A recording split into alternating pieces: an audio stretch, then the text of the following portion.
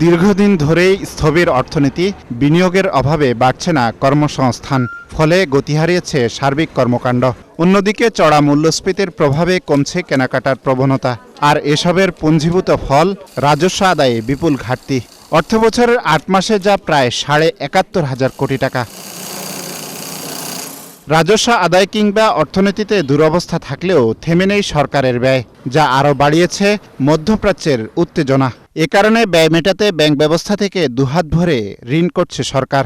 অর্থবছরের ৯ মাসে যা প্রায় ১,০৯,০০০ কোটি টাকা। এ অর্থ ছাড়িয়ে গেছে পুরো অর্থবছরের লক্ষ্যমাত্রাকে। যে আমরা যাতে একটা ঋণ ফাঁদের মধ্যে না পড়ি, এটা একটা মূল টার্গেট হতে হবে এই সরকারের।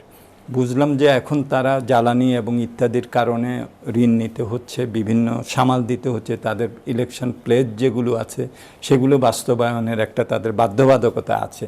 কিন্তু আমাদেরকে সবচেয়ে বেশি যেটা জোর দিতে হবে সেটা হলো যে আমাদের সম্পদ আহরণ, রাজস্ব কিভাবে আমরা বৃদ্ধি করতে পারি। ঋণ গ্রহণের ক্ষেত্রে শেষ ৩ মাসে আরও বেপরোয়া হয়ে উঠেছে সরকার, কারণ কেবল জানুয়ারি থেকে মার্চ পর্যন্তই নেওয়া হয় প্রায় ৫৬,০০০ কোটি, যা আগের ৬ মাসের চেয়েও বেশি। আরও স্পষ্ট করলে ১৬ ফেব্রুয়ারি থেকে ৩১ মার্চ পর্যন্ত প্রায় ৪১,০০০ কোটি, অর্থাৎ বিএনপি সরকারের ১.৫ মাসেই তা বেড়েছে উল্লেখযোগ্য পরিমাণ।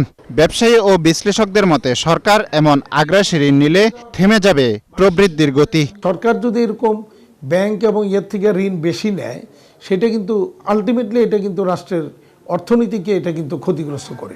এই যে ঋণ নিচ্ছে, এই ঋণ পরিশোধ করা নিয়েও কিন্তু একটা দেখা যাবে যে সরকার সংকটে পড়ে গেছে। না, ব্যাংকিং খাতে কিন্তু একটা ভীষণ তারল্য সংকট চলছে এবং গত ইন্টারিম গভর্নমেন্ট যে কঠিন কিছু রুলস আনাতে, ক্লাসিফিকেশন রুল আনাতে অনেক ব্যবসায়ী কিন্তু নতুন করে ব্যাংকের থেকে ফাইন্যান্স পেতে পারছেন না।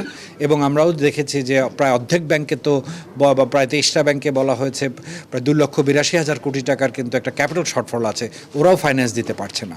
তথ্য অনুযায়ী ২০২৪ সালের ১ আগস্ট থেকে ৩১ মার্চ পর্যন্ত ব্যাংক থেকে সরকারের ঋণ বাড়ে প্রায় ২.৫ লাখ কোটি টাকা।